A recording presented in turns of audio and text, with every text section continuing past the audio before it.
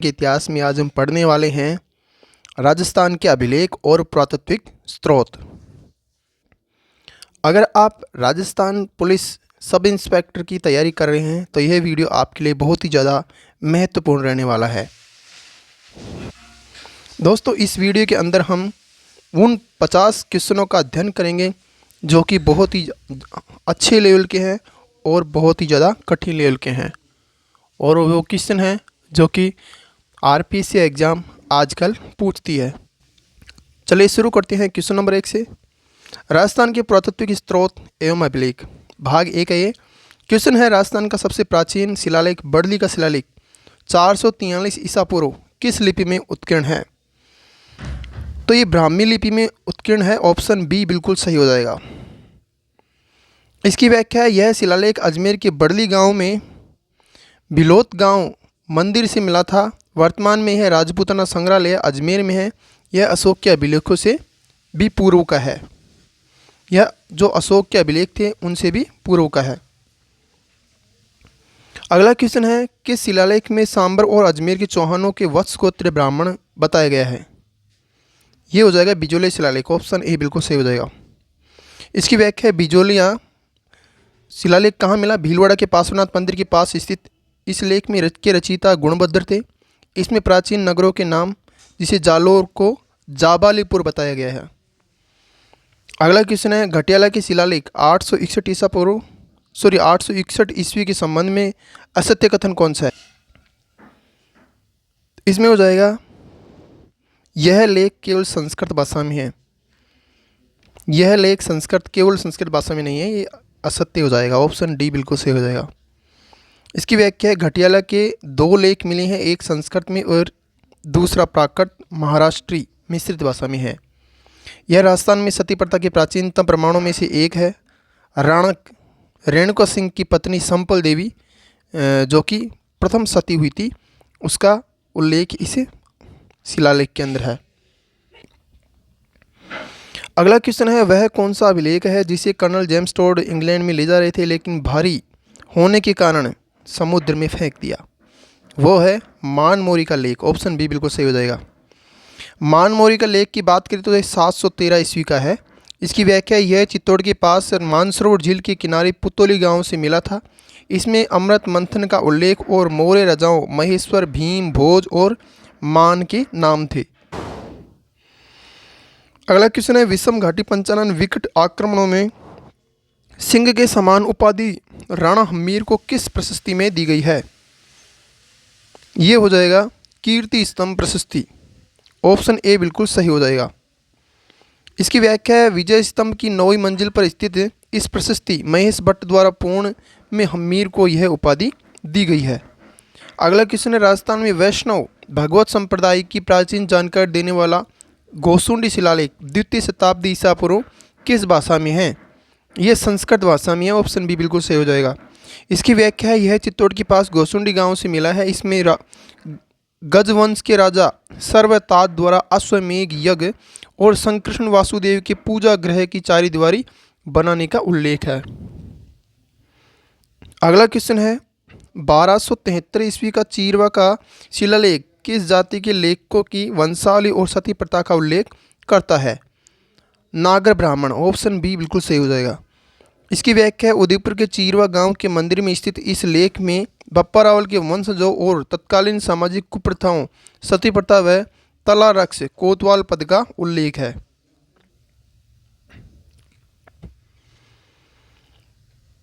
अगला क्वेश्चन है, किस ताम्रपत्र से यह पता चलता है कि राजपूत काल में विधवा विवाह और पुनर्विवाह प्रचलित थे? चीकली के ताम्रपत्र में। किसमें? चीकली के ताम्रपत्र से। ऑप्शन सी बिल्कुल सही हो जाएगा। इसकी व्याख्या है, यह ताम्रपत्र डूंगरपुर क्षेत्र से मिला है। इसमें किसानों से वसूल की जाने वाली लाग बाग और समाज में विधवा विवाह के प्रचलन का उल्लेख मिलता है। अगला क्वेश्चन है, मौर्य वंशी राजा धवल का उल्लेख किस एकमात्र अभिलेख में मिलता है? कंसुआ का शिवालय अभिलेख है, इसमें मिलता है। ऑप्शन बी बिल्कुल सही हो जाएगा। इसकी व्याख्या, कोटा के पास कंसुआ गांव के शिव मंदिर से प्राप्त यह लेख राजस्थान में मौर्य वंश के अस्तित्व का अंतिम प्रमाण माना जाता है। अगला क्वेश्चन है, राज्य प्रशस्ति विश्व की सबसे बड़ी प्रशस्ति के रचयिता कौन है? रणछोड़ भट्ट तैलंग, ऑप्शन ए बिल्कुल सही हो जाएगा। इसकी व्याख्या है, राजसमंद झील की नौचों की पाल पर 25 काली शिलाओं पर उत्कीर्ण इस महाकाव्य में मेवाड़ का इतिहास और मुगलों से संधि का वर्णन संस्कृत में है। अगला क्वेश्चन है, किस प्रशस्ति में बप्पा रावल को विप्र ब्राह्मण बताया गया है? कुंभलगढ़ प्रशस्ति, ऑप्शन ए बिल्कुल सही हो जाएगा। इसकी व्याख्या है, इस प्रशस्ति में गुहिल शासकों को ब्राह्मण वंश से बताया गया है और कुंभा को धर्म और पवित्रता का अवतार बताया गया है। अगला क्वेश्चन है, 646 ईस्वी का सामोली शिलालेख उदयपुर किस शासक के समय का है, जिसमें जावर में चांदी की खानों का उल्लेख है? ये हो जाएगा शिलादित्य, ऑप्शन बी बिल्कुल सही हो जाएगा। इसकी व्याख्या, यह लेख मेवाड़ की गुहिल वंश के समय निर्धारित करने और आर्थिक स्थिति खनन को समझने के लिए महत्वपूर्ण है। इसमें अरण्यवासिनी देवी का उल्लेख है। अगला क्वेश्चन है, अपराजित का शिलालेख 661 ईस्वी किस स्थान से प्राप्त हुआ है? यह नागदा उदयपुर से प्राप्त है, ऑप्शन ए बिल्कुल सही हो जाएगा। इसकी व्याख्या है, यह लेख गुहिल शासक अपराजित की विजयों का वर्णन करता है। इसकी रचयिता दामोदर और उत्कीर्ण यक्षदीन थे। उत्कीर्णक यह कुंडेश्वर मंदिर की दीवार पर था। अगला क्वेश्चन है, किस अभिलेख में परमाणु की उत्पत्ति वशिष्ठ के अग्निकुंड से बताई गई है? किराड़ू के लेख में, ऑप्शन ए बिल्कुल सही हो जाएगा। दोस्तों ये क्वेश्चन वो क्वेश्चन है जो कि आरपीएससी इनमें से पूछती है और बहुत ही अच्छे लेवल क्वेश्चन है। दोस्तों मैं चैलेंज करता हूं कि हमने जितने वीडियो बनाए हैं उनकी हमने प्लेलिस्ट बना दी है, आप वहां जाके आप हमारे पूरी वीडियो को देख ले। अगर उनसे बाहर इतिहास में एक भी प्रश्न चले जाए तो, अगर जिस प्रकार मतलब कि आरपीएससी आजकल पूछ रही है, अच्छे लेवल की पूछ रही है, उसी प्रकार आजकल जो कर्मचारी चयन आयोग राजस्थान का वो भी पूछ रहा है, क्वेश्चनों को घुमा घुमा के पूछ रहा है। उन सभी के पैटर्न के अकॉर्डिंग हम वीडियो बना रहे हैं। हमने आपकी सुविधा के लिए सभी वीडियो को एक करके प्लेलिस्ट बना दी है और आप वहां जाके हमारी प्लेलिस्ट को देख सकते हैं। और अगर आप हमारी प्लेलिस्ट को देखते हैं तो आपको बहुत ही अच्छा और बहुत ही ज़्यादा कुछ सीखने को मिलेगा। दोस्तों जिस प्रकार से हमने इतिहास को, संपूर्ण इतिहास के एक एक टॉपिक को लेकर पूरा करवाया है, वैसे ही आरपीएससी एसआई के लिए स्पेशल हम कला संस्कृति के टॉपिकों को भी करवाएंगे और साथ में जो राजस्थान की पॉलिटी है उसको भी करवाएंगे और इकोनॉमिक को भी करवाएंगे, क्योंकि हमारा लक्ष्य है कि आरपीएससी में जो एसआई में कोई भी क्वेश्चन आएगा वो एक भी टॉपिक नहीं छूटना चाहिए। इसकी व्याख्या है, बाड़मेर के किराड़ू 1161 ईस्वी के लेख में परमाणु को ऋषि वशिष्ठ के आबू यज्ञ से उत्पन्न बताया गया है। अगला क्वेश्चन है, श्रृंगी ऋषि का शिलालेख 1428 ईस्वी किस महाराणा के काल का है? ये महाराणा मोक्कल के काल का है, ऑप्शन बी बिल्कुल सही हो जाएगा। इसकी व्याख्या, एकलिंग जी के पास मिले इस लेख में मोक्कल द्वारा अपनी रानी गौरम्बिका की मुक्ति के लिए बावड़ी निर्माण और उनकी तीर्थ यात्राओं काशी प्रयाग का वर्णन है। रचिता वाणी विलास योगेश्वर थे। अगला क्वेश्चन है, आमेर के कछुआ शासकों को किस शिलालेख में रघुवंश तिलक कहा गया है? आमेर के कछुआ शासकों की किस शिलालेख में रघुवंश तिलक कहा गया है? यह हो जाएगा आमेर का लेख, ऑप्शन ए बिल्कुल सही हो जाएगा, 1612 ईस्वी। इसकी व्याख्या है, इस लेख में कछुआओं को सूर्यवंशी रघुवंश तिलक कहा गया है और मान सिंह को भगवंत दास का पुत्र बताया गया है। अगला क्वेश्चन है, नानसा यूथ स्तंभलेख 225 ईस्वी किस जिले में स्थित है? ये हो जाएगा भीलवाड़ा में, ऑप्शन बी बिल्कुल सही हो जाएगा। इसकी व्याख्या है, यह स्तंभलेख षष्ठी रात्र यज्ञ के संपादन की जानकारी देता है। इसकी स्थापना सोम ने की थी। यह वैदिक धर्म के पुनरुत्थान का परिचायक है। अगला क्वेश्चन है, किस लेख में राजस्थान शब्द का प्रयोग संभवतः है राजस्थानीदित्य के रूप में हुआ है? तो इसका राइट आंसर हो जाएगा बसंतगढ़ शिलालेख, ऑप्शन ए बिल्कुल सही हो जाएगा। इसकी व्याख्या है, अगर बसंतगढ़ शिलालेख की बात करें 625 ईस्वी का है। इसकी व्याख्या है, सिरोही के खिमल माता मंदिर में स्थित इस लेख में यह शब्द किसी अधिकारी या राजा के लिए प्रयुक्त हुआ है। यह चावड़ा वंश के शासक वर्मलात के समय का है।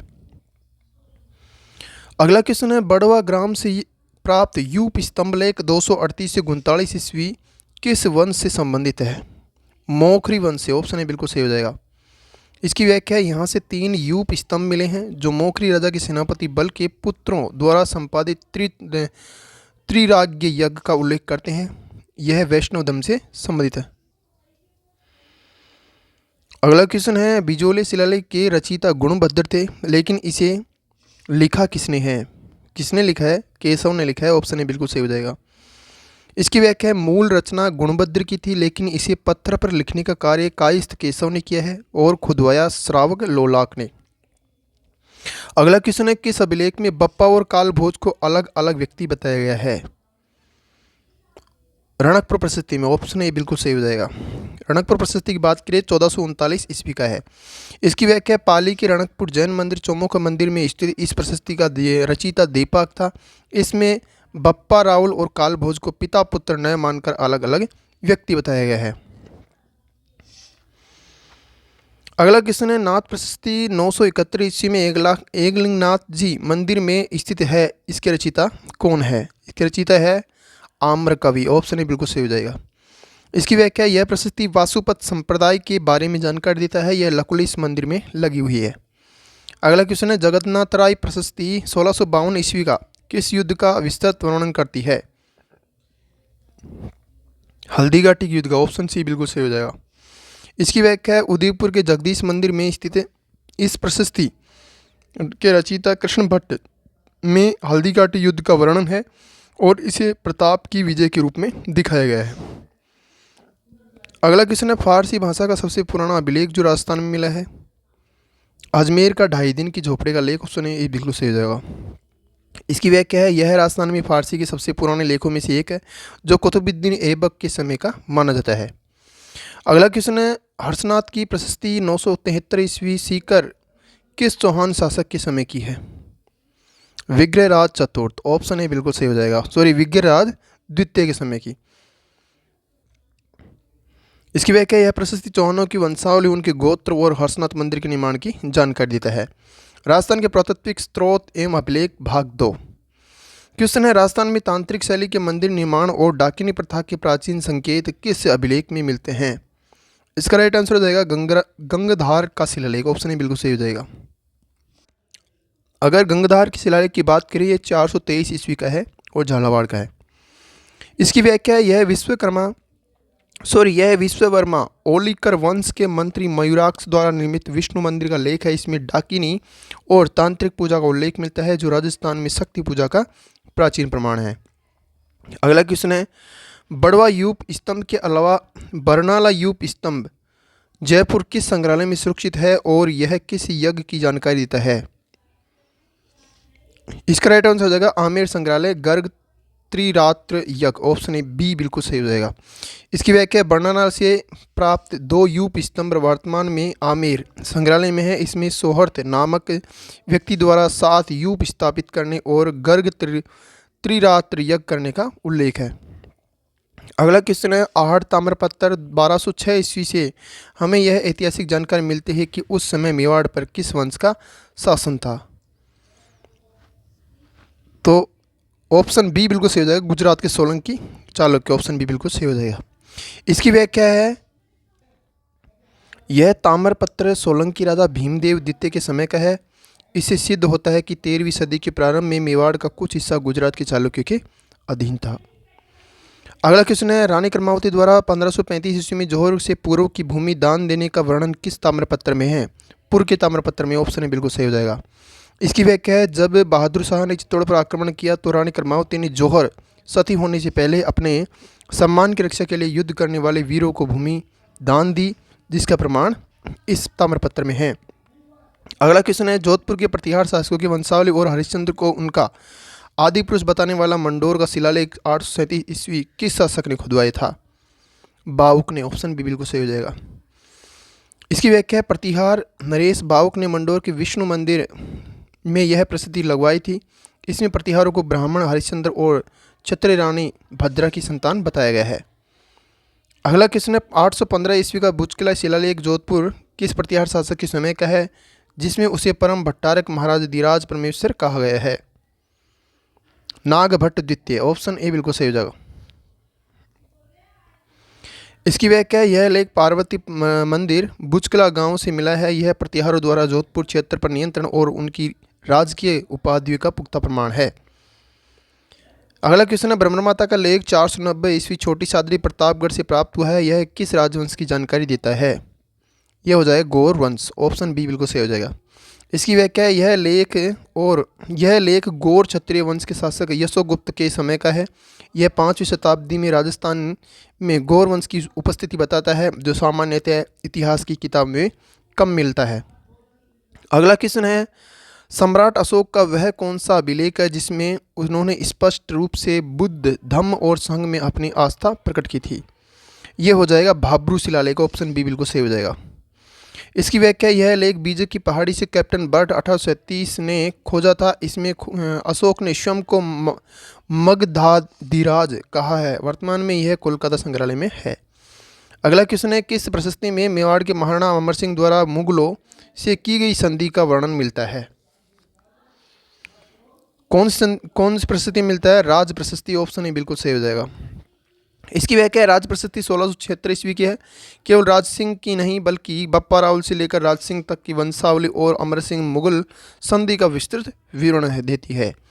अगला क्वेश्चन है, सुंदा माता का अभिलेख 1262 ईस्वी का जालोर के अंदर है, जो कि किस चौहान शाखा के इतिहास का मुख्य स्रोत है? सोनग्रा चौहान। ऑप्शन बी बिल्कुल सही हो जाएगा। इसकी व्याख्या, यह लेख चचिंग देव के समय का है। इसमें चौहानों को वत्स गोत्र बताया गया है और कीर्तिपाल, समर सिंह, उदय सिंह जैसे शासकों की उपलब्धियां वर्णित है। अगला क्वेश्चन है, राजस्थान के किस पुरातात्विक स्थल को प्राचीन भारत का टाटा नगर कहा जाता है, जहां एशिया का सबसे बड़ा सिक्कों का भंडार मिला है? यह हो जाएगा रेड टोंक। ऑप्शन ए बिल्कुल सही हो जाएगा। इसकी व्याख्या, ढील नदी के किनारे स्थित रेड में 3075 आहत मुद्राएं और मालो गणराज्य के सिक्के मिले हैं। इसे समृद्ध लौह सामग्री के कारण टाटा नगर भी कहा जाता है।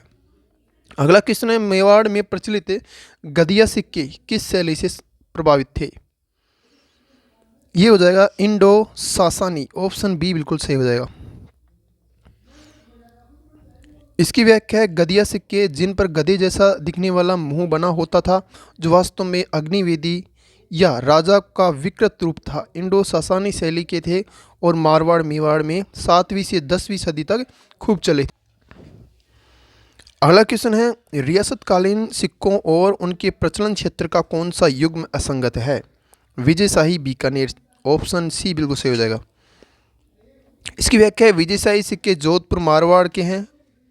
विजय सिंह के समय बीकानेर में गजशाही सिक्के चलते थे। जो विजयशाही सिक्के हैं ये जोधपुर मारवाड़ के हैं और विजय सिंह के समय के हैं।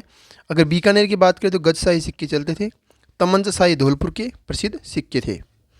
अगला क्वेश्चन है, आबू के अचलेश्वर मंदिर का लेख 1285 ईस्वी का किस वंश को ब्रह्म क्षत्रिय बताता है?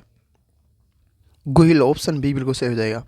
इसकी व्याख्या, वेद शर्मा द्वारा रचित इस लेख में बप्पा रावल को हरित ऋषि की कृपा से राज्य प्राप्ति का उल्लेख और गुहिलों को ब्रह्म क्षत्रिय, ब्राह्मण से क्षत्रिय बने कहा गया है। अगला क्वेश्चन है, चित्तौड़गढ़ में स्थित वह फारसी अभिलेख 1325 ईस्वी जो यह बताता है कि अलाउद्दीन खिलजी ईश्वर की छाया है और संसार का रक्षक है। यह हो जाएगा 2.5 बी पीर की दरगाह का लेख। ऑप्शन ए बिल्कुल सही हो जाएगा। इसकी व्याख्या, यह चित्तौड़ दुर्ग पर स्थित है। इसमें अलाउद्दीन खिलजी की प्रशंसा की गई है और उसे सिकंदर सानी, दूसरा सिकंदर और ईश्वर की छाया बताया गया है।